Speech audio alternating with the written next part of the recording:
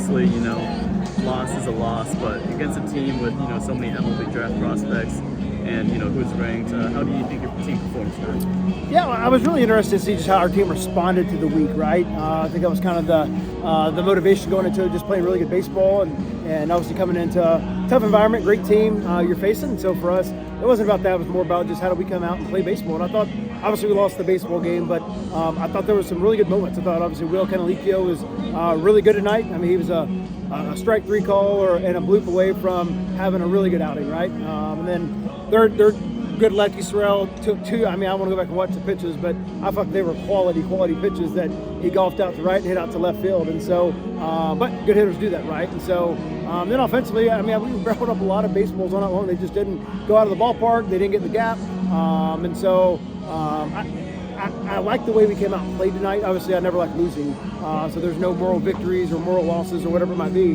But our energy was right, our compete was right, our execution was a lot better on all sides of the baseball. But obviously, when you play a really good team, it takes a little bit more. And Coach, it seemed like the team was performing really balanced today. There were 6 RBIs in the game across 6 different batters that were able to bat the runs in. What can you say about the process that your team goes through on a day-to-day, week-to-week basis in order to get themselves to where they can show up at any time?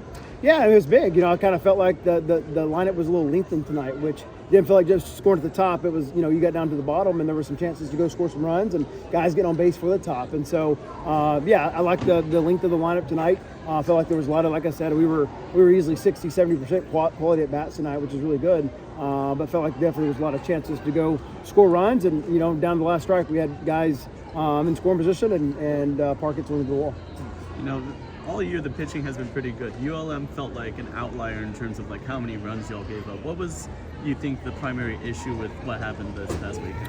Yeah, I mean, a few things. One, we left too many. The crazy part, we were ahead of hitters all weekend long, which is something we preach all the time, right? Our percentage, I think Coach Blakely said, is I think it's 72nd or 73% in the country, or 73% as far as early and often working ahead of guys, and so that's top. It's got to be top 20 in the country. It's really tough to do. Our put away pitches weren't very good, and so those guys did a phenomenal job not striking out, shortening it up. They had really short swings. They're a contact team, and so we just made too many bad pitches ahead in the count. And so, and then, the second game, we kind of tried to make it too many adjustments and spike some breakers. We're tired of hanging breaking balls, and they overcorrected and made some bad pitches. And then, Sunday was just a bad day all the way around. And so, to me, it was a weekend we had to flush, but it's a weekend you got to learn from as well. And so it's probably, we as a staff and also as a team went back to work today on how to get our guys better. And obviously, not the result we wanted, but I felt like it was better baseball tonight. And I don't want to get too negative, Coach, because, of course, you've played 2 of arguably the best teams in the country this past week. But, of course, with the losses to ULM and Texas, and then now, of course, tonight with A&M, that's 5 straight. Yep.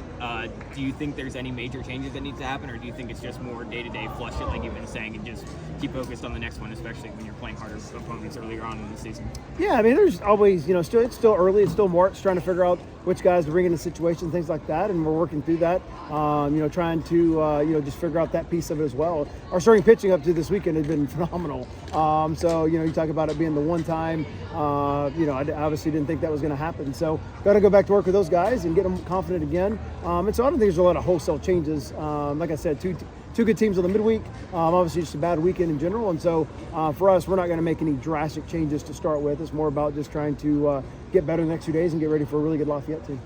Alex, he comes in with, facing Gavin, facing Caden, gives up 3 runs. How impressed were you, though, that he bounced back and managed to, have some really good pitches, have some really good outings before, he faced those 2 again? Yeah, it was really big. You never know how guys are going to respond to the moment. Obviously, probably a bigger crowd on the road as well. And so, give it the single on a heater. That's something we worked with him. He's got a really good breaking ball, so we're trying to get his fastball better. And then, like I said, Sorrell hit the breaker down and in, which I don't know how he hit it out. And so, but he got back in there, so made quality pitches and linked it back out again. So, really good job responding to, tough first 2 batters.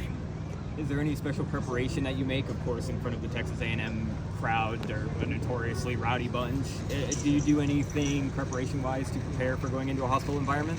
No, not really. I mean, obviously, you talk about communication probably more than anything, of being able to hear each other, talk to each other. I think we had one ball in the right center gap where we didn't communicate very well, but really it's just more about being able to communicate from the dugout to our guys and going from that. Besides that, I mean, to me, we embrace that time when guys, fans are after it, fans are talking, whatever it might be, and they're great fans. To me, that's what makes college baseball fun. So we embrace that and we enjoy that.